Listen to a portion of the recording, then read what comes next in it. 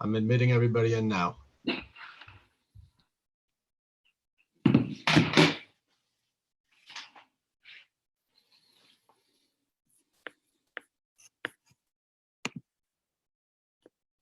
Hello. Okay. The Brit. Look at that beard. Dude, it is. We're live, guys. Okay. We're going to mute everybody and we're going to get started.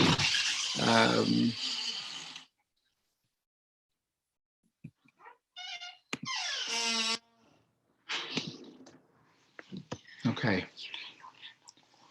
Good evening, everyone.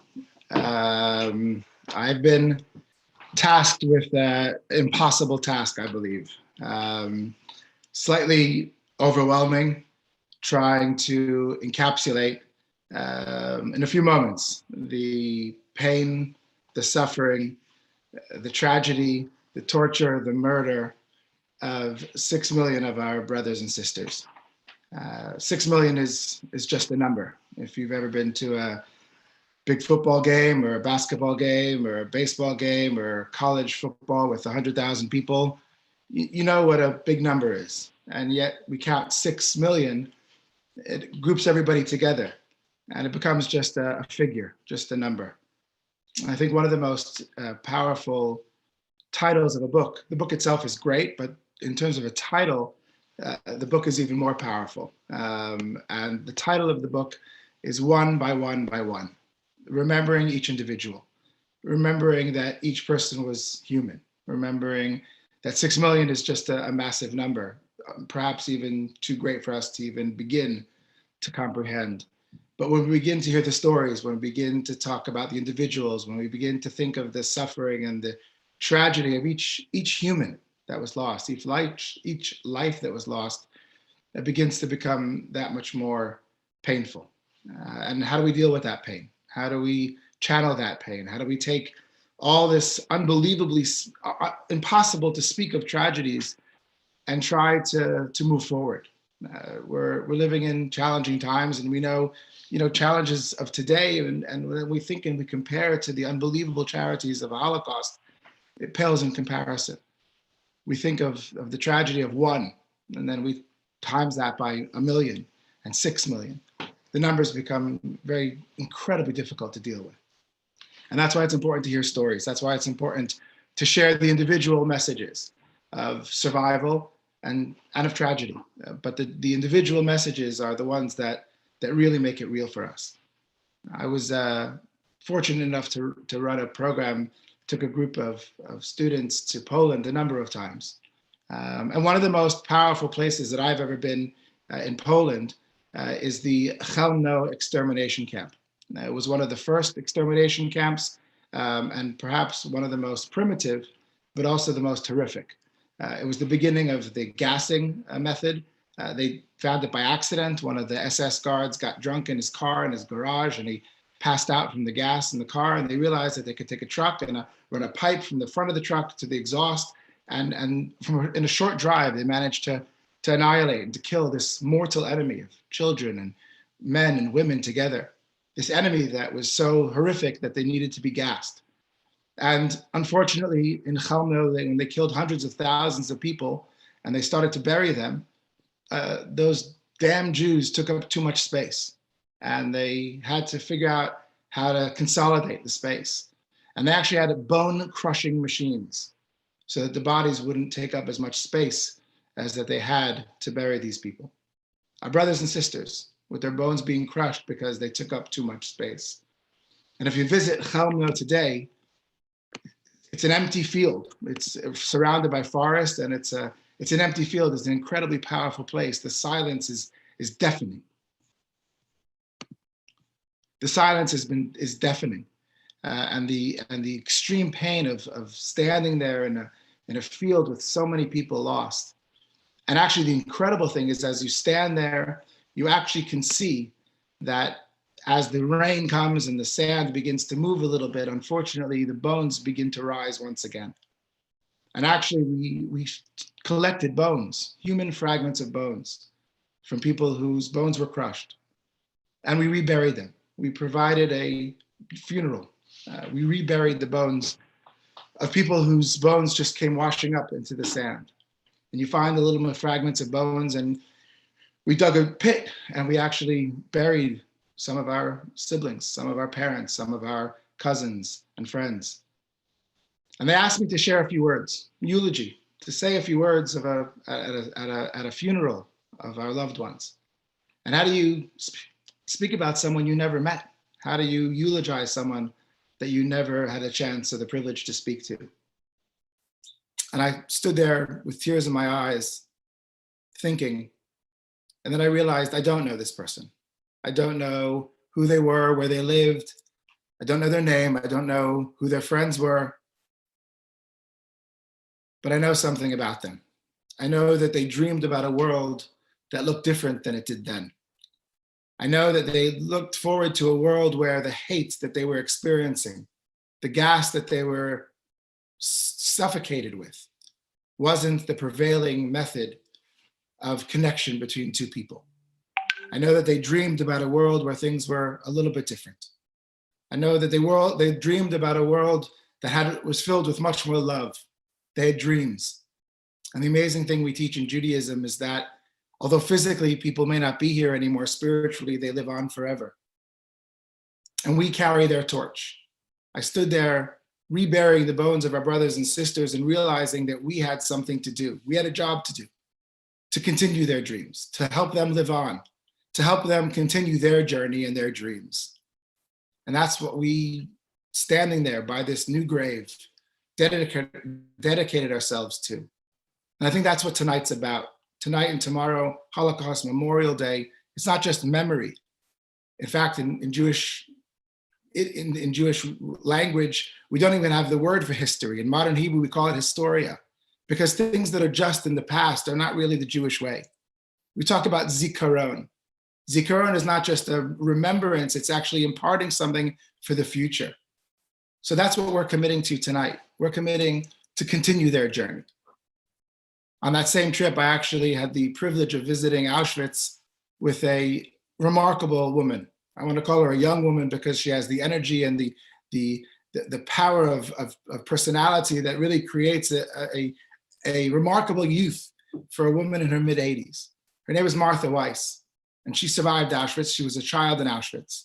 And she and her sister were mistaken by Mengele as twins. And we crossed the little bridge in the entrance to Auschwitz, and she laughed. And I asked her why she was laughing, and she said, "You won't believe it, but this little bridge actually used to have the sewage running under it. And when I was a 8-9-year-old girl, I was thrown into that sewage to drown and to die. And somebody came at the risk of their own life, and the disgusting, undescribable stench of standing and practically swimming in sewage pulled her out to safety. Pulled her out to safety because that's what people did for each other. She said that people looked out for one another because we're family. And she and her sister promised that they refused to separate.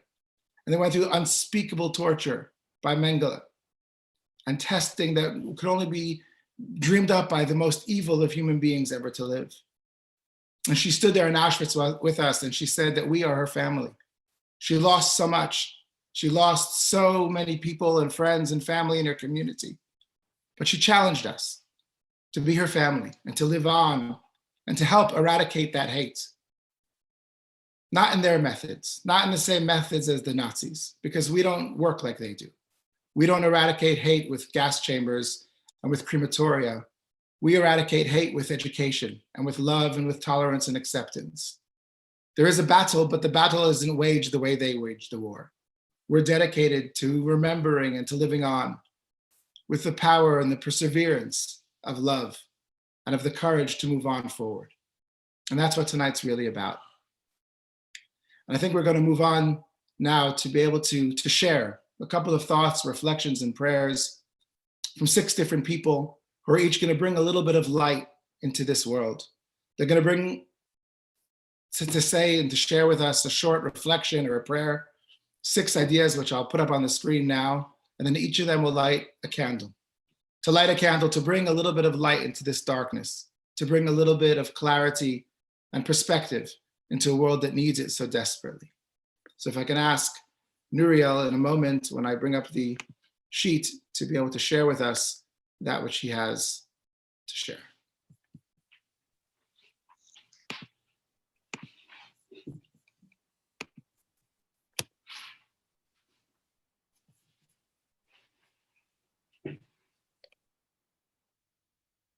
So this is a quote from Benjamin Netanyahu. No one yet knows what awaits the Jews in the 21st century, but we must make every effort to ensure that it is better than what befell them in the 20th, the Holocaust. And I will light a candle in remembrance of all those we have lost.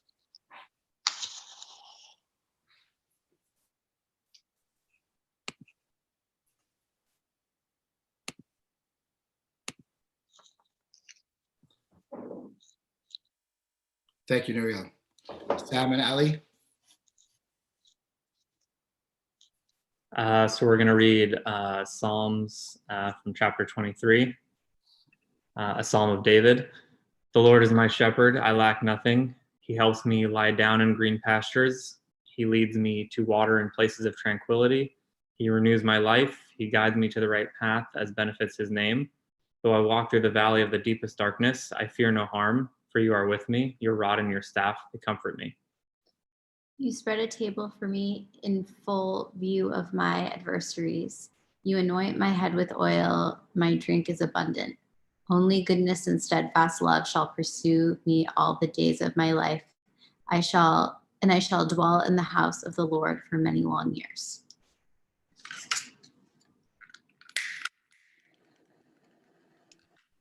He's scrolling down. There, go ahead. No, he's scrolling. Go. Moshe, do you want us to go? Matt and Dory, please. Today on Yom Hashoah, we remember the victims of the greatest crime of man against man. The young, the old, the innocent, the 1.5 million children, starved, shot, given lethal injections, gassed, burned, and turned to ash, because they were deemed guilty of the crime of being different. We remember what happens when hate takes hold of the human heart and turns it to stone.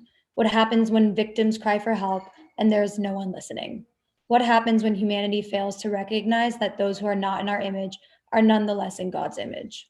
We remember and pay tribute to the survivors who bore witness to what happened and to the victims, so that robbed of their lives, they would not be robbed also of their deaths. We remember and give thanks for the righteous of the nations who saved lives, often at the risk of their own, teaching us how in the darkest night we can light a candle of hope. Today on Yom HaShoah, we call on you, Almighty God, to help us hear your voice that says in every generation, do not murder, do not stand idly by the blood of your neighbor, do not oppress the stranger. We know that whilst we do not have the ability to change the past, we can change the future. We know that whilst we cannot bring the dead back to life, we can ensure their memories live on and that their deaths were not in vain. And so on this Yom HaShoah, we commit ourselves to one simple act, Yitzker, remember. May the souls of the victims be bound in the bond of everlasting life. Amen.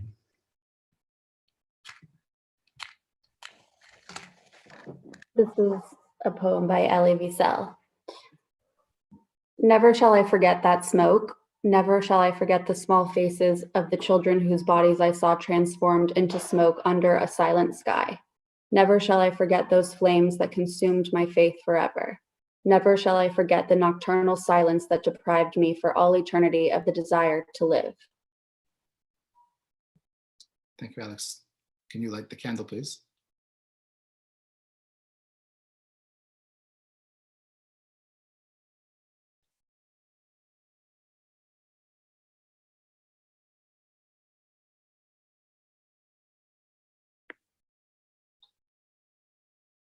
Thank you. Maddie, the memorial prayer, please. God, full of mercy, who dwells on high, grant proper rest on the wings of the divine presence, in the lofty levels of the holy and the pure ones, who shine like the glow of the firmament, for the souls of the holy and pure ones who were killed, murdered, slaughtered, burned, drowned, and strangled for the sanctification of the name, through the hands of the Nazi oppressors, because we will commit to the remembrance of their souls. May their resting place be in the Garden of Eden. Therefore, may the Master of Mercy shelter them in the shelter of his wings for eternity, and may he bind their souls in the bond of life, God is their heritage, and may they be tranquil and peace on their resting place. Now let us respond. Amen.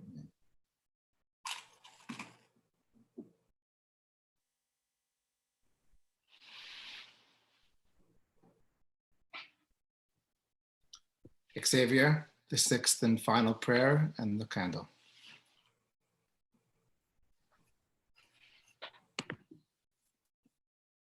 Say shalom aleinu. Sorry, Xavier, you were muted. Just, do you want to start again, please? Sure.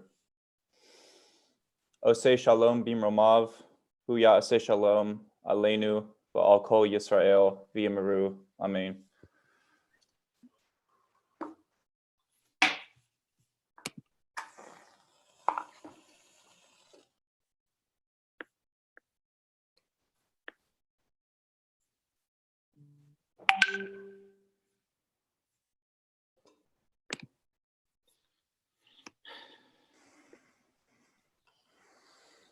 Thank you to you all. 6 candles in 6 different homes around America, sharing a little bit of light, taking an act of recognizing our responsibility to share in a dark time that much more light in this world.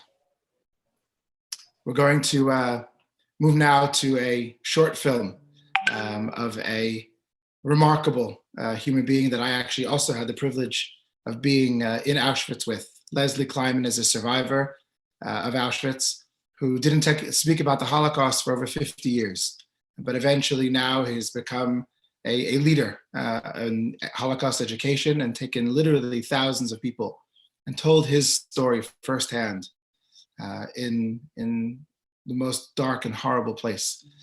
Remarkable to be standing there with him in Auschwitz. And he spoke to me this week, and I asked him for a message for everybody because this is a pre-recorded video about his story. And he said to me, tell everybody that the most important thing is to take one step forward, just to keep going. And that's his message, and that's been his message. And we'll share with you now a short video about his life story.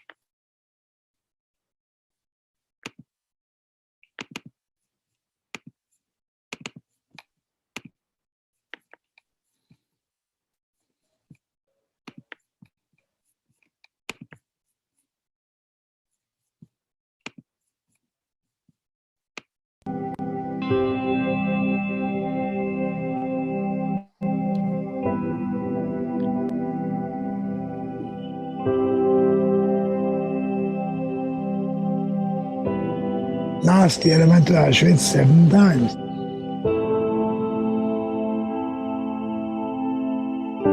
I dedicated myself for 20 years speaking in schools. And the reason I go back to Auschwitz, I want to show to the world, the kids, the new one coming up, how important it is to care for each other, not hate each other. Pupils from King David's School and Manchester Grammar travelled to Poland with the Holocaust education charity J-Roots and met Leslie Kleiman, a survivor of Auschwitz. Listening to a story of a man that's been through this, that can tell them things, that can show the number on his arm, that can tell them about his family, is far more impacting than a daughter of a Holocaust survivor or a son of a Holocaust survivor. In 1944, they came from my father. There's the 2 policemen came. They got another 3,000 people because there was about 10 villages, small villages surrounded Satmar. My mother cried her eyes out, so I'm leaving, because they cut his beard or they came on the Shabbos. He couldn't have any worse day. We had Shabbos candles in the window. My brothers and sisters, they were singing Shalom Aleichem. You know, so nice it was. I remember standing there, never forget it. Never forget it. They gave us a bracha. Yivarechu Hashem v'yishmerechu. Yivar Hashem punav alechu v'chinechu. Yisu Adonai punav alechu v'yisum lechu shulam.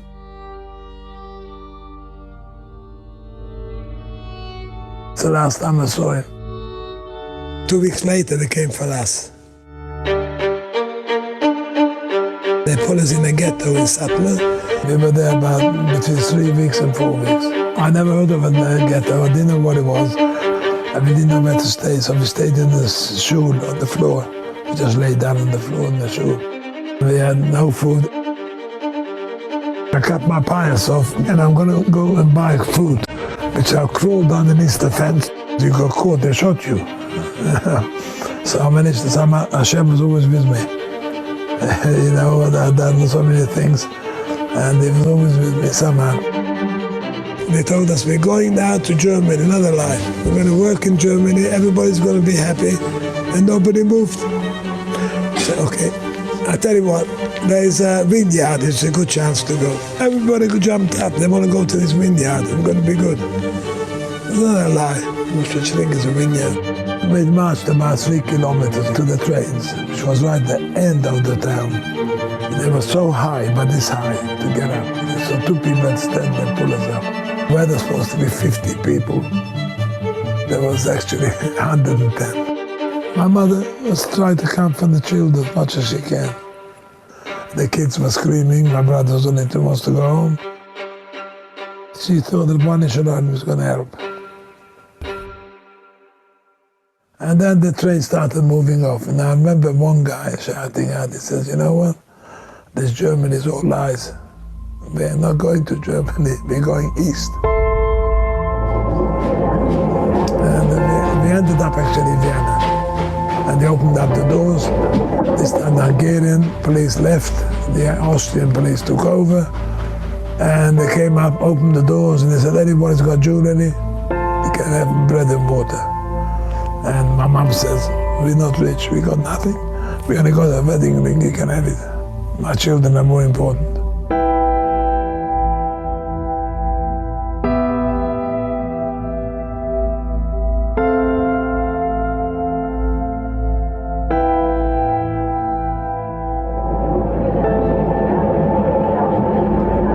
But I did hear one thing, is he says in Poland, they take children, little children, tear them apart. That's all I heard, but I thought maybe I'm hearing wrong. I never took any notice. Till I saw it myself when I came to Auschwitz.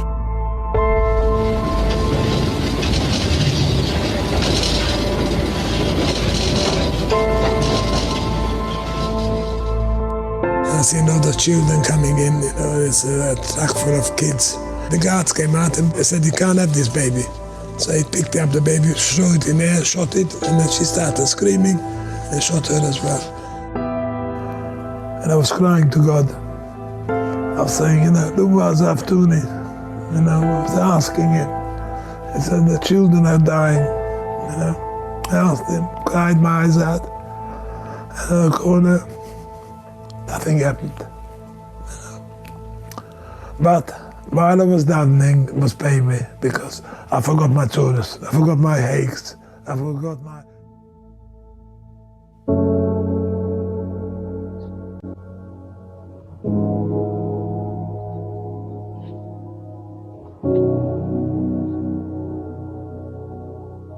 And as I'm walking around with my family, this Polish Jewish man pulls me out from the line. I don't know why me. Pulls me out from the line and he says, how old are you? I said 14. He says, you're 17 now, because I was tall. Yeah, I saw Dr. Mengele. He was taking out of the kids, the twins, and they were terrible screaming out. But so I saw him, he asked me how I was. I was at 17, I looked strong, I was 5'10". If you know what I mean, we come from a village, we look fat, you know, didn't look skinny. So he sent me to work. And he said, you have to go and get yourself a number first. So I queued up for hours to get it. I didn't know even then what happened to my family. I had my number done, Auschwitz 8230. Didn't tell anyone in the last 50 years what my tattoo was.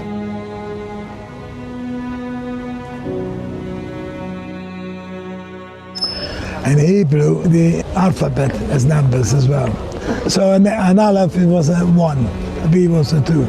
When the Nazis gave me that number, they didn't realize that they gave me a blessing. It's 8230, so it's 10 is 13.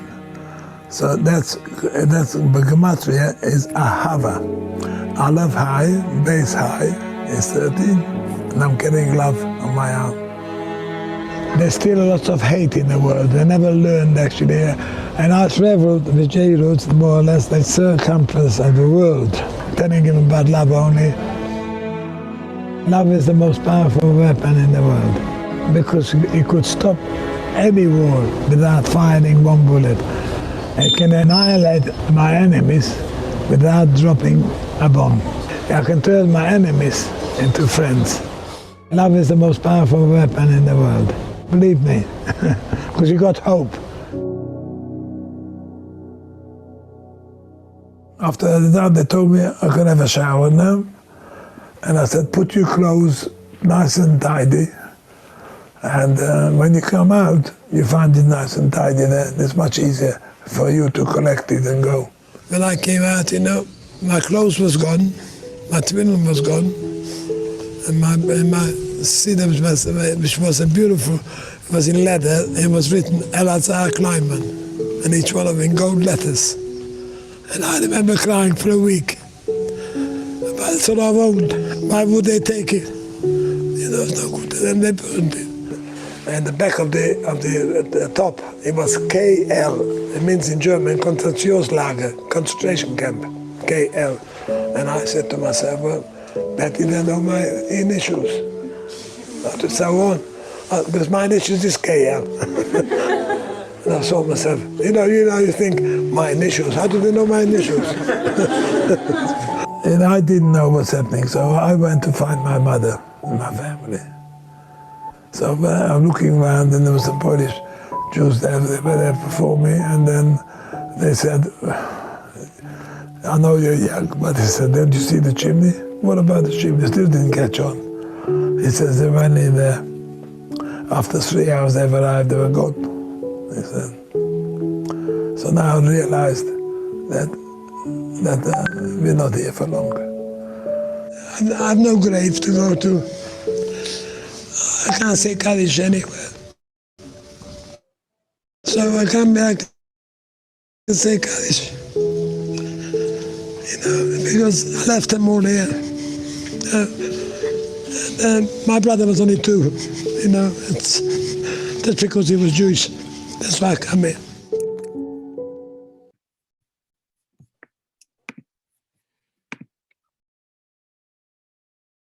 Every Jew to me is precious. I came out from the darkness, and I feel I came into the light.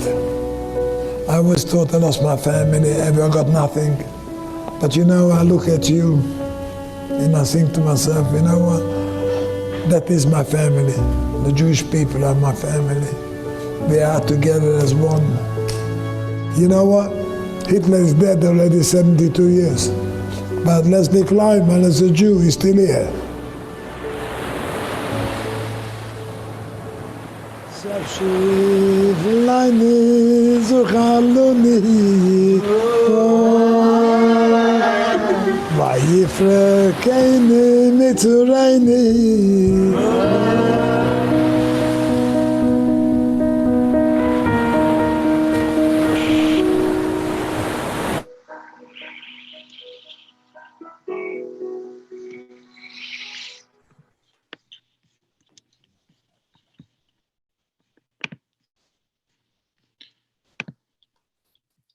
Becomes that much more important for us to hear the firsthand testimony of survivors, as unfortunately, just in terms of the passing of time, the likelihood of our children, but certainly our grandchildren, having a chance to speak to survivors. Leslie was 14 in Auschwitz, and Martha Weiss was 9 when she was in Auschwitz.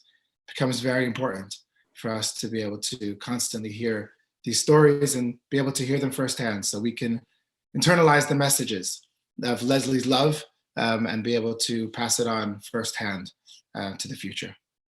We're going to move on now to the next segment of the evening with Rabbi Elliot Matthias, the director of Aish New York, with a perspective on anti-Semitism, an insight into the unexplainable, perhaps, hatred of the Jewish people over the years. But hopefully, with a bit of insight, we can understand a little bit more and take some strength from what it means to be part of the Jewish people. So I'll pass it on to Rabbi Elliot Matthias, thank you.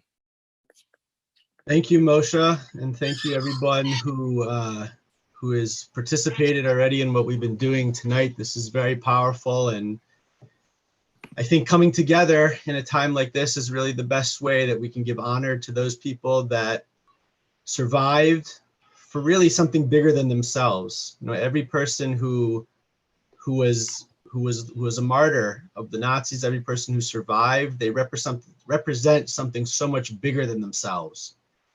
And unfortunately, while the Holocaust certainly, I was going to use the word as the pinnacle of our history of anti-Semitism, I guess I should really use is the bottom of the pit of our experience of anti-Semitism. Anti-Semitism has been with us really since we became a people, and even till this day.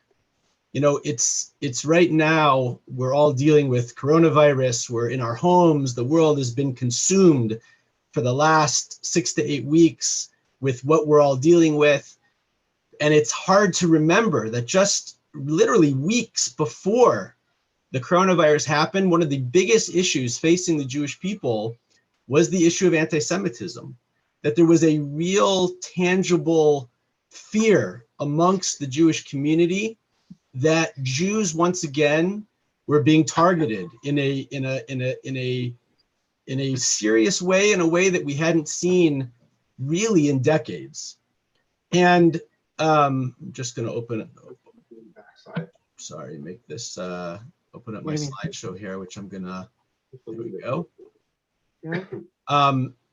Current events, right? That scene, like I said, so long ago, in many ways, brought real this idea that anti-Semitism is something that is very real and is something that is unfortunately in the year 2020 part of our experience, whether it was in Muncie, right? Whether it was in Jersey City, whether before that in Poway and Pittsburgh, and in places outside of the United States, in England and France and other places. For many of us, probably many of us, let's say, who are under 30, maybe even under 40, maybe the first time in our lives that we really saw anti-Semitism as something that was real and something that was evident in our lives. And it was coming from all directions. It is coming from all directions, coming from the right wing, right? Neo-Nazis and those that are have the most extreme right-wing views, that are attacking Jews online, attacking Jews in synagogues, etc. And also coming from the left wing, from those who support progressive left-wing views, but for some reason exclude Jews often in those issues. And really, what's been amazing, I mean, just even the most current events of what's happening that anti-Semitism is facing us, just to show you right here, I literally just went online today and I saw a few articles that shocked me. I'm sure, you know, as we're sitting here on this Zoom call, right, that people have been hearing about Zoom bombing, right? Well, anti-Semites are out coming onto Zoom calls. This was just happened a few days ago, right before Passover. Yeshiva University had a Zoom call with the chancellor of the university, and anti-Semites came on and started, you could see here, with all kinds of anti-Semitic death threats, Holocaust reference, dirty Jews, right, saying that the Holocaust never happened, other hateful chants like Hail Hitler and Ima gas you all, right? These are things that are happening today. Beyond that, just saw this as well. This was a Twitter post of a rally that happened in Ohio. Just this past week, there was a rally out in Ohio. There's rallies going on in front of many governors' homes and different government buildings, you know, against the social distancing and the shutdown. This person, I don't think, represents those people, and it's maybe a little bit hard to see, but this was a minivan that pulled up in front of the protest, and they're holding a sign that shows a rat, and if you look closely, it says "the real plague," and it has a Jewish star on the rat. Elliot, sorry, your PowerPoint isn't showing the right slide. Sorry, I just gotta. Thank you for. Sorry. There you go. No, thank you for pointing that out to me. Sorry about that. There you go. There you go. Now you can see it. Okay. This is the sign of the rat with the Jewish star on it, saying "the real plague." right? And as well, something I just also saw in the news, that all kinds of Jews are being targeted, being blamed for the coronavirus, right? And as far as going so far that there was in Rockland County in New York, there were very vocal groups coming out, speaking about the Jewish community, speaking about how they were the source of bringing the coronavirus to their community. And someone went as far as saying that religious Jews, they should put a letter on their clothes, a C on their clothes for the coronavirus, right? Pretty shocking. And so this is what we're dealing with today, is anti-Semitism is not something that happened 50 years ago. It's not something that is in the past, but it's something that's very real. Just going to share my PowerPoint again. And of course, like I said, it's not only left wing and right wing, but it's very much, interestingly enough, a lot of anti-Semitism today happens to come to do with Israel, right? Those people that stand up and say that Israel is the new Nazi state, Israel is the place that is almost gives people an excuse, a reason to attack Jews. And it's always crazy to me to think about that, a Jew living in Australia, a Jew living in Texas, right, can be attacked for something that's happening in Israel, thousands of miles away. And it's a powerful idea, again, showing us that there's something bigger going on. What is going on here with anti-Semitism that, again, it's been with us for so many centuries. We see it again coming up to our modern day. And so what I want to try to do in the next few minutes is, the Holocaust Remembrance Day, Yom HaShoah, I think it's an emotional day. It's a day of remembering, but I think also it's a day where we can ask questions and we can try to understand a little bit more about what's going on. Now, the first thing I just want to mention is that anti-Semitism is completely different. There's something completely different about anti-Semitism that makes it different than any other hatred. That doesn't mean I'm not looking to minimize other hatreds. There's many hatreds, but there's something different about anti-Semitism. I'm just going to play you a quick song to show that. Oh, the Protestants hate the Catholics, and the Catholics hate the Protestants, and the Hindus hate the Muslims, and everybody hates the Jews. But during Passion of Okay, so that's supposed to be a funny, tongue-in-cheek. Obviously, Tom Lehrer. This is from the 1960s National Brotherhood Week, right? But the point is, unfortunately, very true, right? There's many hatreds around the world. There's many people that hate each other for many different reasons, but for some reason, wherever the Jew goes, wherever we find ourselves, right? Unfortunately, for some reason, the Jew is hated.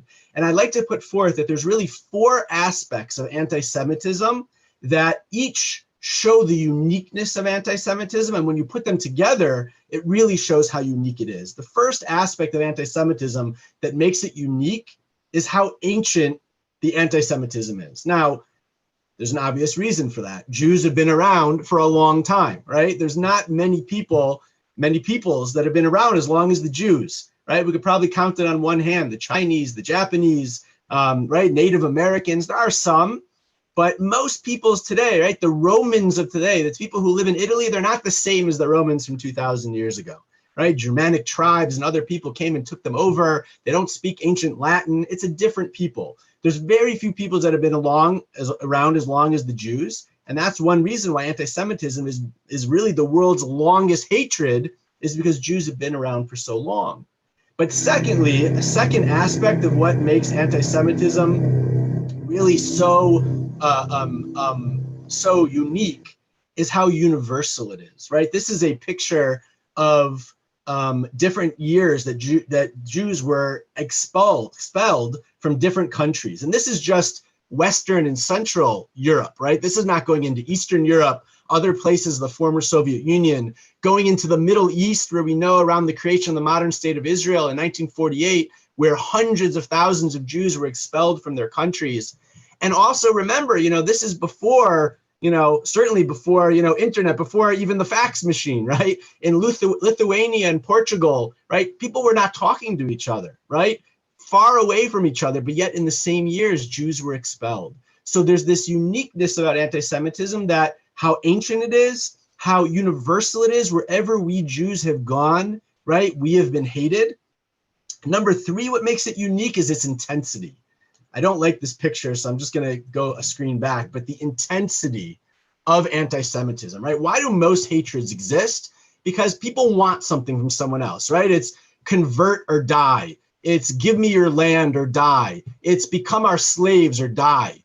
In the history of the Jewish people, there's multiple times where it wasn't convert or die. It wasn't give us your land or die. It was just die. They just wanted to kill us. And that intensity, again, not to negate other hatreds of people, and there's many peoples that have been persecuted and have terrible things happen to them, but there's this intensity of Jew hatred that in many ways makes it very unique.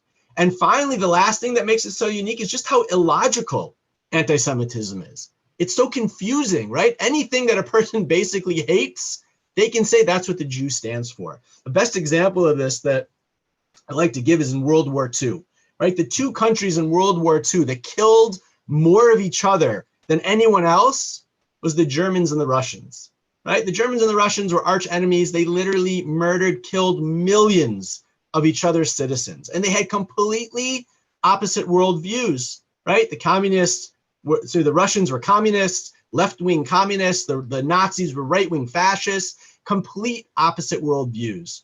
But what's the one thing they could agree upon? Hating the Jews, right? But for completely different reasons, right? The communists hated the Jews because they were capitalists. The Nazis hated the Jews because they were communists, or for other reasons, as we're about to see, completely different reasons. And so when you put these things together and you see, wow, what is going on here, right? This anti-Semitism is so unique, how ancient it is, how universal it is, how intense it is, how illogical it is. Why does it exist? So there were some studies done where people asked, right? They did, study groups and polls of asking people, why does anti-Semitism exist, right? So unfortunately, this is not as interactive as I would like it to be, and it's hard for me while I'm sharing my screen also to see people on the Zoom call. But if I asked you, if you thought about it for a second, right, why would people say, I'm not asking you necessarily what's the real reason, but if we went out on the streets, right, of New York, New Jersey, California, we just asked people, why does anti-Semitism exist? What are the reasons that people are going to give us, right? And I'm sure if we all think in our heads for a second, there's different explanations that we would come up with. Really, we saw that there's 6 main reasons that people give for why anti-Semitism exists. The people give as the explanations. The first one is the idea of control and power. The Jews have disproportionate power, right? We're this tiny, tiny little people, right? You can look even in the United States, right? We're less than 3% of the people, right? But, if you look at the percentage of Jews who are in the Senate and in the US House of Representatives and are on Wall Street and that are in the media, right? People look at that over the millennia of our history and say those Jews have disproportionate power, and that's why we hate them, or that's why anti-Semitism exists. That's explanation number 1. Explanation number 2 is a chosen people. Jews think that they're better than other people, right? We think we're special, we think we're better, and that's why we're hated. Number 3 is the scapegoat theory. This is what I learned when I was in high school. We had our European history course, and we talked about the Holocaust, and we're just told, the Jews were an easy scapegoat. They were a small minority. It was easy to put the blame on them, and that's why they were chosen to be the scapegoat, to be the recipient of so much hatred and violence, right? That's a reason people give. Another one, which is that Jews are different. We're outsiders. Jews dress differently. We act differently. We keep to ourselves, and people hate people that are different than them. A 5th reason given is deicide, that Jews killed Jesus, right? Christian anti-Semitism, that so many Jews over the centuries and the millennia have been targeted, have been hated and killed because of this explanation. And finally, the last one is race. And we're going to see this as we get to talking about the Holocaust, talking about the Nazis a little bit more, that there was an idea that Jews are an inferior race. They're vermin, right? We saw the picture before of just happening this week, that Jews are vermin, the real cause of the plague. This is also a traditional explanation for anti-Semitism. Now, the question is, are these the real reasons for anti-Semitism, or are these excuses, right? And what I want to do quickly is go through these 6 with you and try to understand, right? Are these really the real reasons for anti-Semitism, right? Or are they just excuses? Now, how can we know if something's a real reason or is an excuse? So, you know, if I told you, right, the lights are on in my room right now because the light switch is up. So we can test that theory. If I put the light switch down and the lights still stay on, that's not the real reason for the lights being on, right? And so the same thing, if we can look at these 6 things, some of them, by the way, just don't make sense, which we'll see. But if we can show major times in history where these things didn't exist, right, and anti-Semitism still did, then it seems that these are not the real reasons for anti-Semitism, and they're really just excuses. Now, you might say, right, I've had people ask me this question, well, maybe it's a combination of these things, right? It's true, maybe in this one time, it wasn't because of this reason, it was because of a different reason. And wherever we've gone, there's been different reasons. And that might be true. I can't tell you that's not true. But if you think about it for a second, if that's true, if there are so many different reasons, by the way, reasons that are not connected to each other, some reasons that are even in opposition of each other, contradict each other, but reasons that are totally different, that are all the reasons for anti-Semitism, either, right, we are the most despicable people on the planet, right? Or we're just really unlucky, right? Meaning if I told you, you know, wherever we go, people are going to hate you, but for different reasons, would that make more sense? Or would it make more sense that wherever we go, there's a central unifying reason why the Jews are hated? I think, again, I can't prove it to you, and it could be there are multiple reasons. But I think it makes sense there'd be one central reason. So if we could take these reasons out and show a time in history they don't exist, but yet anti-Semitism still does, I would put forth that shows that these are just excuses. So let's go through them quickly and see, are these really explanations or are they just excuses for anti-Semitism? The first one we mentioned is this idea of control and power, that Jews are disproportionately powerful, that we're rich, right? We have power in government, in media, and all these different things. And this is obviously not a new claim that we hear today. Many, many people believe this is why anti-Semitism exists, because the Jews are, right, where people are jealous of us and we have control and power. So first of all, we're in modern day, the greatest example, right, of this in modern day is the Protocols of Elders of Zion, right? The Protocols of Elders of Zion was written in the early 19th century in Russia. Tsar Nicholas II, who was fighting against the Bolsheviks, right? And the Bolsheviks were trying to overthrow him. And everyone knew who was behind the Bolsheviks? The Jews, right? So he figured if he could get people to turn against the Jews, then that would help him against the Bolsheviks. What is the Protocols of Elders of Zion? The Protocols of Elders of Zion is the supposed minutes of the leading rabbis and Jewish leaders that came together to plot out how they're going to take over the world, right? That's the Protocols of Elders of Zion. I think I can't verify this, but I've heard from different sources that after the Bible, which is the number one best read book in the world, that Protocols of Elders of Zion is number 2. Not sure if that's 100% true, but it's up there. It's been translated in all different types of languages. You can find it in New York subways. One of the famous stories is that when Henry Kissinger, who was the Secretary of State under President Nixon, when he went to the Middle East on a certain diplomatic tour, he was given a copy of the Protocols of Elders of Zion as a gift from certain Middle Eastern countries, right? So this is where the source comes in. So let me ask you again to think for ourselves, is this true? Is the source, the core source for anti-Semitism because Jews are rich and powerful? Well, let's go back to what I said before. If we can find examples where Jews are not rich and powerful, right? Did anti-Semitism still exist? And of course it did, right? We in the American U.S. community, Jewish community, right? Where we are, there's many, by the way, there's many Jews today that are not affluent, that are even, are struggle day to day. But in general, the general Jewish community in America is more affluent, right? And there's been times in our history where that's also been the case. But the vast majority of Jewish history, we have not been affluent. We have been at the bottom rungs of the ladder of society. We have gone through literally centuries and centuries where we were excluded from being part of owning land, of being part of certain different types of occupations where people could make money. Jews, the vast majority of our history, we were poor, right? Certainly in the last 2,000 years when we were in exile. And when you hear about ghettos and you hear about pogroms and you hear about all of the attacks on Jews, these were against poor Jews, right? Even, going into more modern day, right? And you go into the Holocaust, right? And Jews were put into ghettos. Everything was stripped from them. Their possessions, they were, 5 families were put into one apartment. Everything was taken from them. If the Jews were hated because they were rich and powerful, so then once everything was taken away from them, why then they shouldn't be hated anymore. But of course they were. And by the way, the flip side is also a good question. If you hate Jews because they're rich and powerful, you should hate everybody who's rich and powerful. What does it have to do with being Jewish? But yet there are Jews that people use as an excuse, I would say. It's not the real reason. I think we see now that Jews are targeted for this reason. So really the idea that Jews are rich and powerful, it's not the real reason for anti-Semitism. There's too many examples, the majority of our history where Jews were not rich and powerful, but yet anti-Semitism still existed.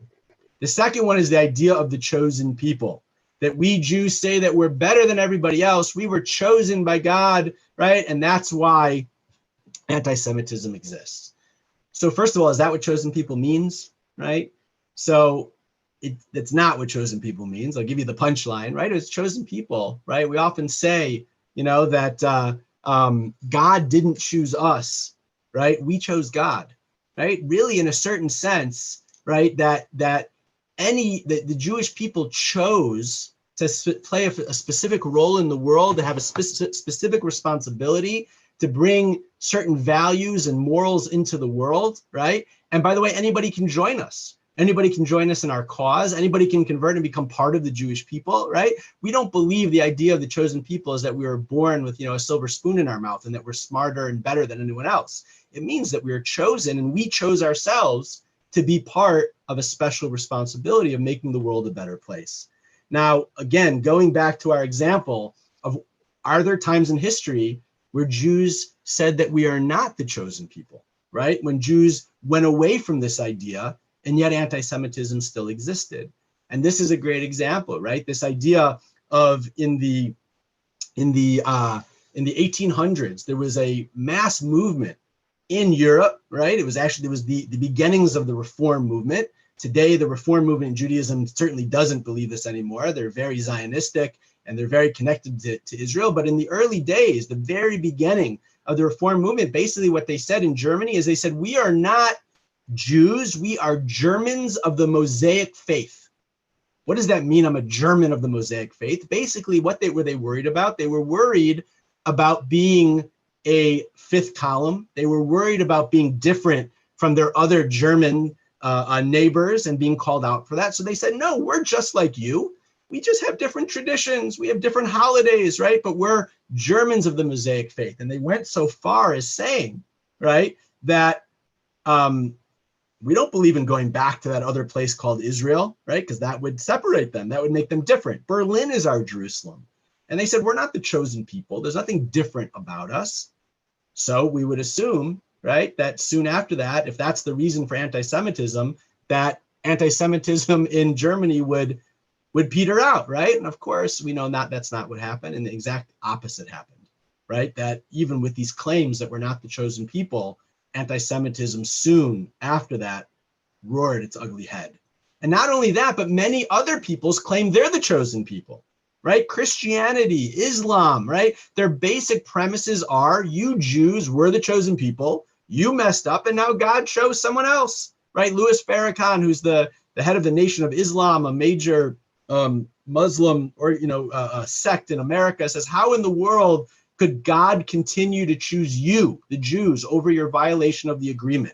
Somebody else is given a chance now. God has chosen us, right? This idea that we are chosen, right? You know why Japan has a sun as their flag, right? Because the sun rises and sets over Japan. They're the center of the world. They're the chosen ones. Even Americans, right? And anyone knows a little bit of American history knows that the concept in American history, when Americans said that we are the chosen people, manifest destiny, right? God chose us to go west, to take the land from the Native Americans. See, where we continue to expand. That means God chose us. This idea of chosen people is not unique to the Jews, yet only the Jews are hated for claiming that they're the chosen people. I haven't heard anybody hating, Muslims or Christians or Japanese, right, for saying that they think they're the chosen people. It's only the Jews. So it doesn't make sense that this is the real reason. Again, it's just an excuse. The next one is the scapegoat theory. Again, I mentioned this before. This was something that people say, the Jews, forget that they're the most disgusting people in the world. They're just the most unlucky people in the world. They're just easy target, right? They're always the minority. They always find themselves in the wrong place, right? They're an easy target. We've all seen, pictures and videos of Hitler speaking to mass stadiums of people. And he was an amazing orator, right? He could get an entire stadium of people, right, revved up and angry, right? And you can imagine one of these rallies where he's saying to the German people, we're going to bring Germany back from the recession that we've been under, and we're going to bring back our nobility after losing the First World War, and we're going to bring back Germany to be, one of the leading countries in the world. And how are we going to do it? By targeting that one people that's causing all of our problems. And who is that one people? The shoemakers. The shoemakers. What are you talking about? The shoemakers. So I can't see your faces right now, but probably you'd be looking at me saying, what in the world are you talking about? The shoemakers. So imagine if Hitler would have said that, the shoemakers, everyone would have looked at you, the shoemakers, what is he talking about? But when Hitler said, no, it's the Jews, what was the reaction? Ah, yes, the Jews. People didn't look around and say, what do you mean the Jews? What did the Jews do? No, they were ready to hear the message that it was the Jews. Meaning what? It wasn't that Hitler, right, pointed to the Jews as being the reason for all the problems of the Germans, and they were just an easy scapegoat, and that's why people hated them. It was that people hated the Jews already, and that's why Hitler could point to them and people would agree. This is the classic, putting the cart in front of the horse, right? One of the major, we talked about this before, that one of the reasons people give about anti-Semitism explanations is that Jews are rich and powerful. And it is true that many Jews, certainly over the centuries and even today, are involved in banking, involved in different money type of things. And so how did that come about, right? So in not too many centuries ago, right, when Christianity, right, adopted much of Judaism, right? They adopted certain parts of Judaism and not certain parts of Judaism. But one of the parts they adopted from the Bible was the idea that you're not allowed to lend money at interest, right? That's one thing it says in the Bible, that if you're going to lend, you should lend money to other people to help them. But if you do it, you can't charge them interest.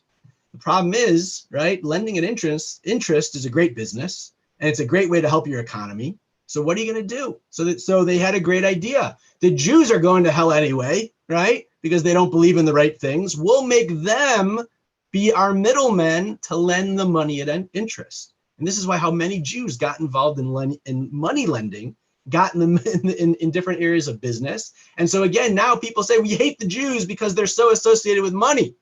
Well, the only reason Jews got into that position in the first place is because they were hated, putting the cart in front of the horse. So this idea of the scapegoat, it just makes no sense. It's not that Jews were just pointed at because it was easy. They were able to point at the Jews because the hatred was already there. The next one we talked about is the idea of Jews killing Jesus, right? Now, in many ways, I think this is an easy one because, yes, many Jews have been killed over the centuries, right? Being accused of blood libels and all different types of things because of this claim that Jews killed Jesus. But are Jews hated in, I don't know, Gaza, in Cairo, in Tehran, because the Jews killed Jesus? Where there was anti-Semitism before Christianity existed. The whole story of Purim, where they wanted to annihilate the entire Jewish people, was before Christianity existed. So there's no doubt about it that we can't even count the millions over the centuries of Jews who've been killed because of the excuse of the idea that Jews killed Jesus. And there's probably still many people today who use that excuse to hate Jews, but it's not the core reason why anti-Semitism exists, because anti-Semitism existed before and it exists in other places that don't even believe in Christianity. The next one is that Jews are different. And I think this is a very popular one, that we believe, Jews are different, right? We dress differently. Many people, we eat different food. We stick to ourselves. And many times over the centuries, by the way, a lot of this, like I said, is the cart before the horse. A lot of it's because Jews were put into ghettos and pogroms, and they were forced to be separate, right? This whole ghetto mentality that, has almost been pushed into us. But the truth is, even based on our religion, based on who we are, Jews taking care of ourselves, Jews are different, right? And people are suspect of people that are different than them. And maybe that's why Jews are different, is because wherever we go, we're different, right? And if we could just be more like the people that we lived amongst, the anti-Semitism would go away, right? So I'm sure many of you have heard about the Dreyfus affair, Albert Dreyfus, this happened in the late 1800s, I think in 1899. Albert Dreyfus was the highest ranking Jew ever in the French army. He was accused of being a spy. He was accused of espionage, that he was a spy for the Germans. And it became like, I'm going to date myself and say the OJ trial of our time, right? I don't know if the Casey Anthony, whatever is the trial, right? That the whole world, right? The whole country was watching. That was the Dreyfus trial of the time. The entire country and all across Europe, they were watching this Dreyfus affair, that this Albert Dreyfus was accused of being a spy. And it became, there was accusations that he's only being accused because he's a Jew, and this is anti-Semitism, and all this became a huge issues in the front page of all the newspapers, and not only in France, but across Europe. And there was a young Jew who lived in Vienna. He was a journalist, and he was sent to Paris to cover the Dreyfus trial. His name was Theodor Herzl. Theodor Herzl is basically credited today as creating the modern day Zionism. But at this point, he was a journalist in Vienna. He was sent to cover the trial. And Herzl himself, Herzl was a secular Jew. He was not very knowledgeable about Judaism.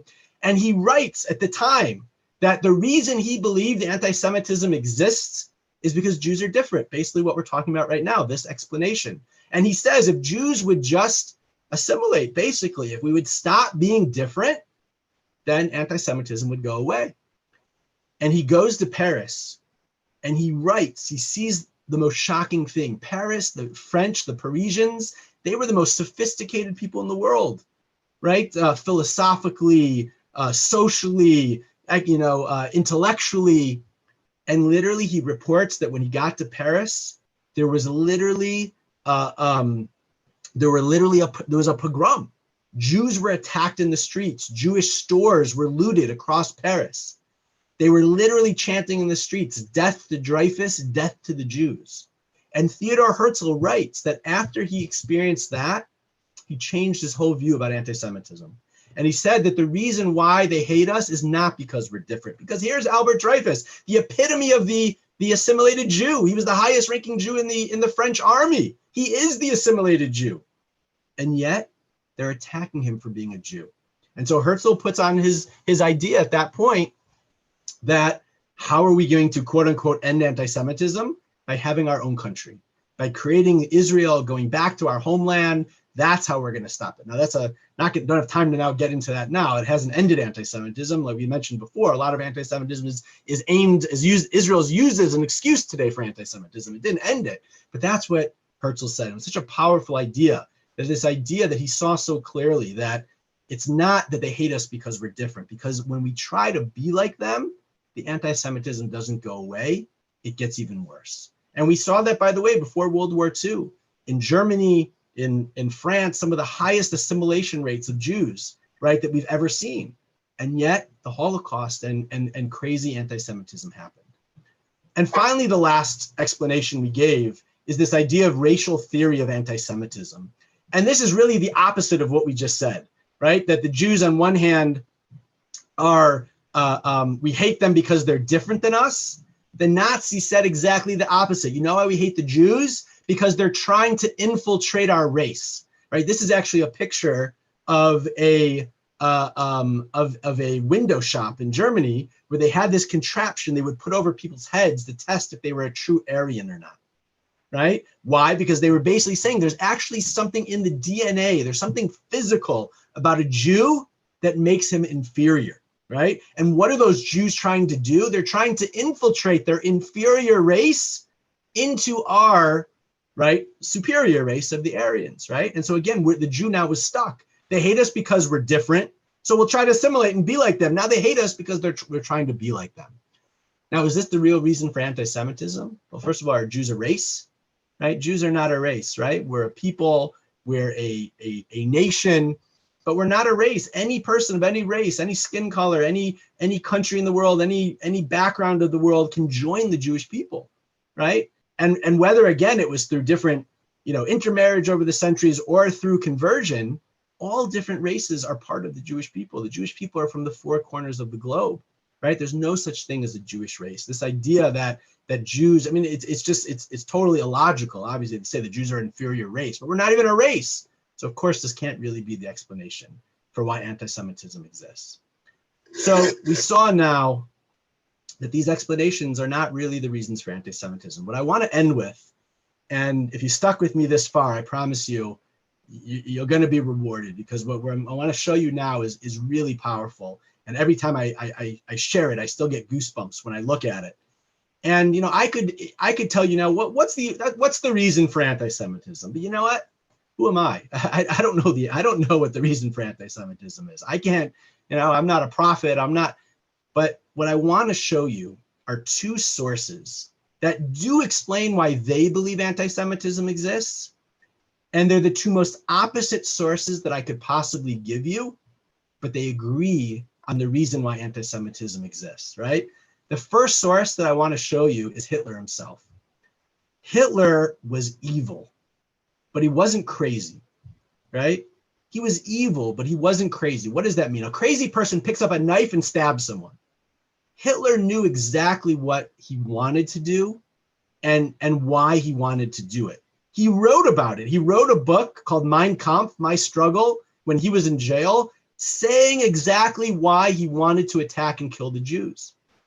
And so he knew exactly what he wanted to do. What I want to show you now is a series of quotes from Hitler that either come from his book Mein Kampf or come from another book called Hitler Speaks, which is a collection of his speeches.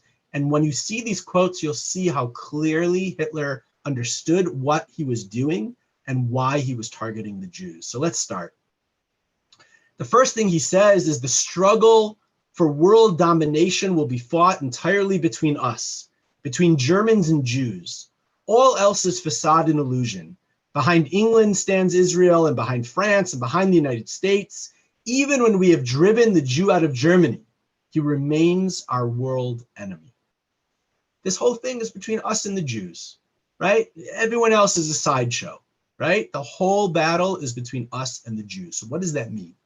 So look at what he says. Do you now appreciate the depth of our National Socialist movement? Can there be anything greater and more all-comprehending? Those who see in National Socialism nothing more than a political movement know scarcely anything of it. It is more even than a religion. It is the will to create mankind anew. What is he talking about? What does he mean that we're going to recreate mankind? What does he mean? So we've all heard the concept of Darwinism, right? What is Darwinism?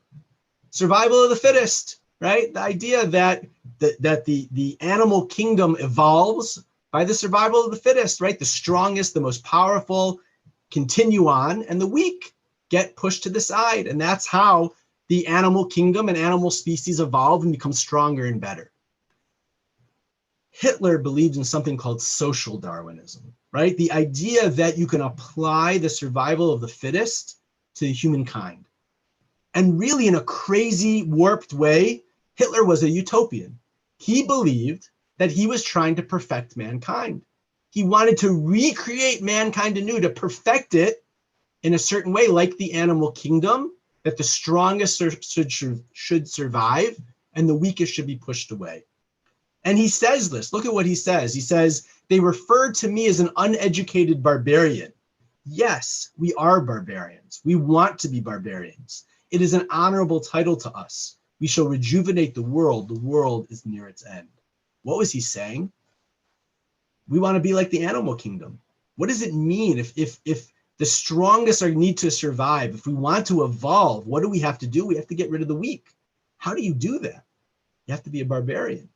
And what's standing in the way of being a barbarian? What's standing in the way of the worldview of just saying we are going to be like animals. We're going to perfect ourselves like the animal kingdom. Look at what Hitler says, and we start to understand why he said the whole battle is between us, the Germans, and the Jews. He says, Providence has ordained that I should be the greatest liberator of humanity. I am freeing man from the restraints of an intelligence that has taken charge, from the dirty and degrading self-mortifications of a false vision called conscience and morality, and from the demands of a freedom and personal independence which only a very few can bear. I'm freeing man from conscience and morality. Again, what's holding us back from perfecting ourselves? What's holding us back from the survival of the fittest? It's morality, it's conscience. It's saying, wait a minute, what about the poor? What about the weak? What about those people that are not part of your master race? You can't just get rid of them. That's morality, that's conscience. Hitler said, I need to get rid of that in order to fulfill my plan. And who stood for that? The 10 commandments have lost their validity. Conscience is a Jewish invention. It is a blemish like circumcision. Conscience is a Jewish invention. It is a blemish like circumcision. And Hitler says it's so clear.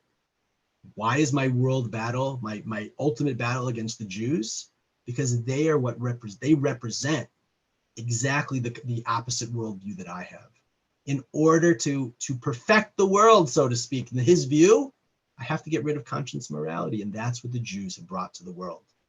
Now, when I first saw this, besides, again, getting goosebumps, I thought, well, maybe that's why he wanted to kill, like there's like those religious Jews, who believe in all this stuff. Like that's who he should have tried to kill.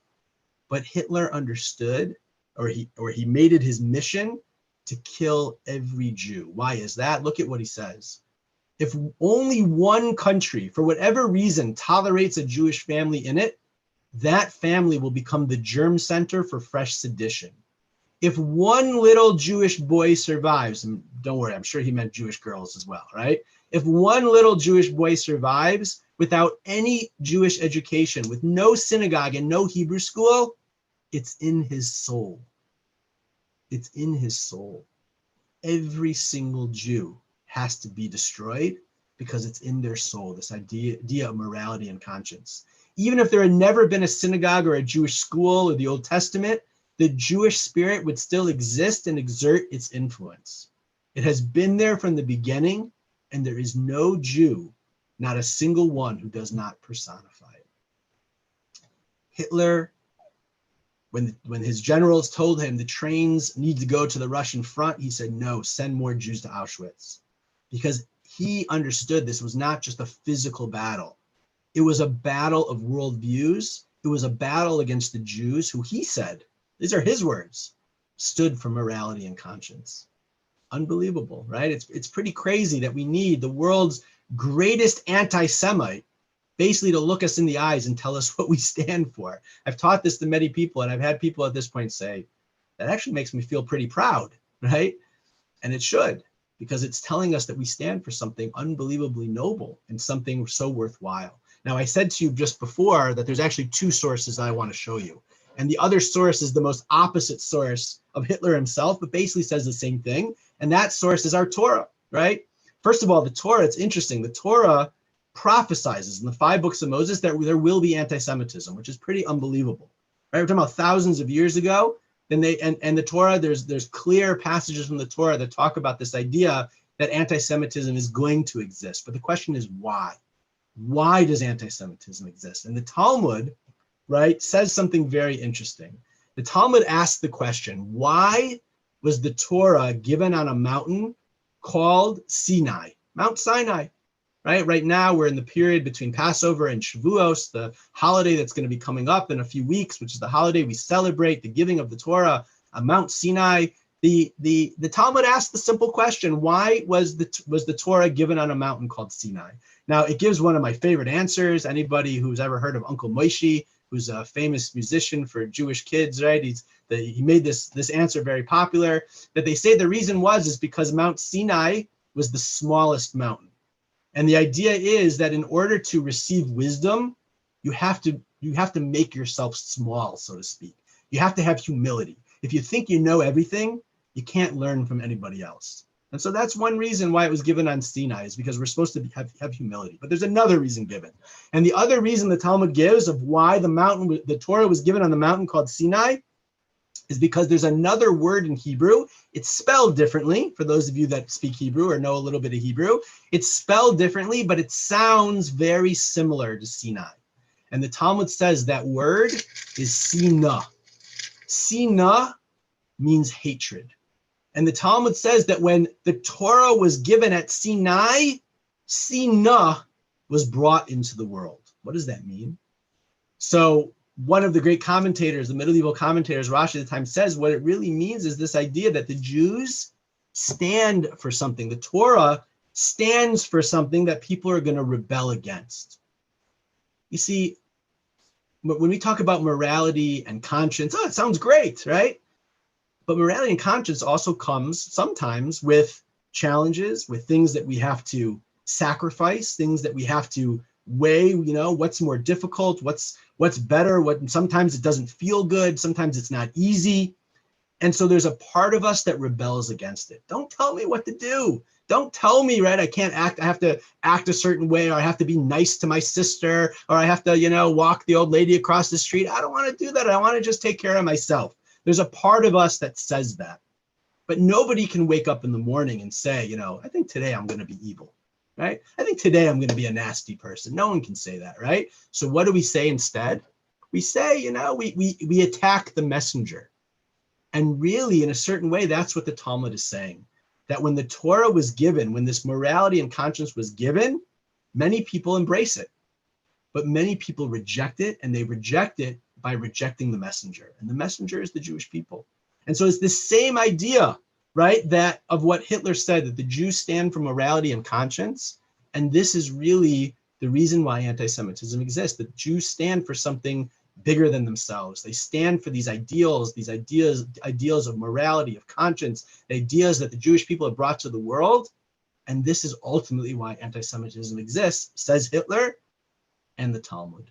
I just want to end with one last idea, which is that Friedrich Nietzsche, right, the famous philosopher, someone once pointed out to me that he might have been an anti-Semite, so I'm not so sure it's appropriate to end my talk with his quote. I'm not 100% sure if that's true, but he said, a human being can survive anyhow as long as he has the proper why, right?